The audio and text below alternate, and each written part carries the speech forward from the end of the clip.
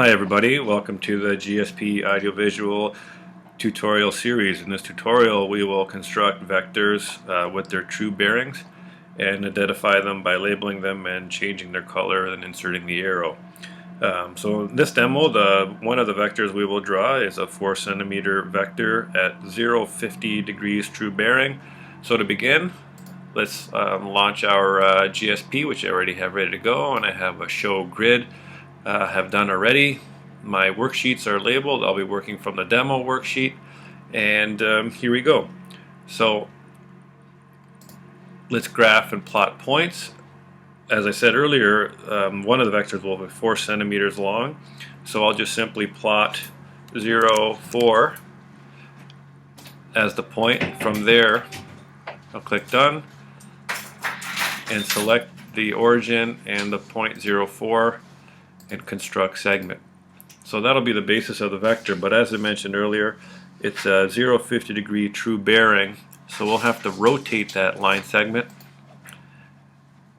Go to transform rotate, and the interesting thing to note, and this already appears there because I've demoed this earlier, but when you click on the transform rotate,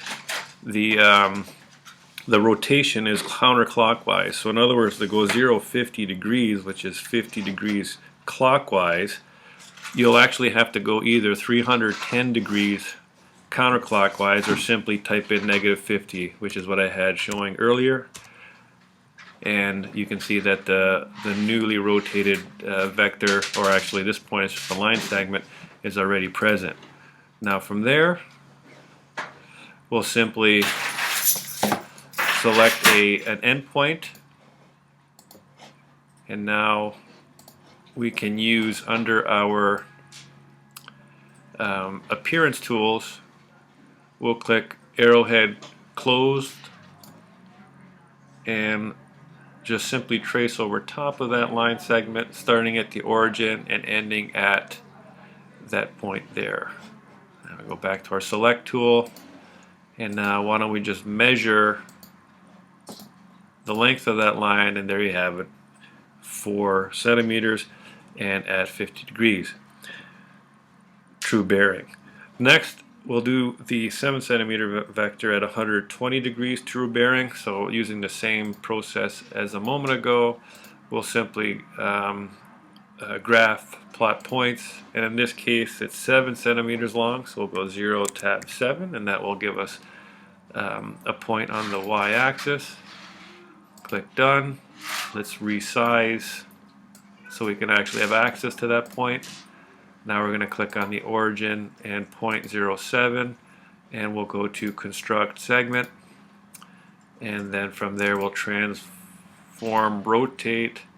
Excuse me, I clicked on translate inadvertently. We'll go to transform rotate, and from there notice it defaults to the last entry, which was -50.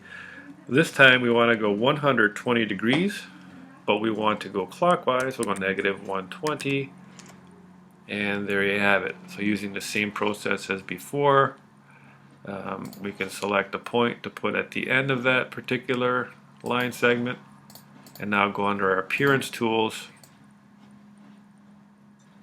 and it defaults again to arrowhead close, which is where we were last. Just simply trace over top from the start point to the end point. Let's go ahead and measure that particular vector length, and it's 7 centimeters as we're wishing. So just to kind of make things a little easier to identify, we're going to change the color by right clicking or control click simultaneously. We'll make the line, or the vector in this case, a little thicker by going to the thick option, and we'll right click or control click and go to the color, and we'll make that initial vector turquoise.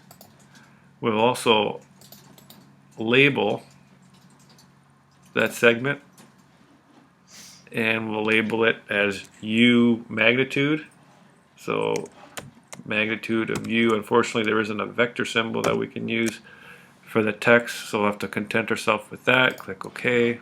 So there's our label, and we can choose to deselect that points label so we're not confusing the actual construction. And similarly with the with this point here and E, let's control click and hide label, and do the same thing for A, hide label. And for the second vector, we'll call that, we'll make it thick again, and we'll change the color. We're going to reserve red for the resultant, which is what I prefer to do, and we'll just simply pick another color that's identifiable. Maybe we'll go with a dark green, and we'll label that particular vector V magnitude. V magnitude. Click OK. So that ends the tutorial for constructing vectors and including their with a specific magnitude and direction in true bearing form.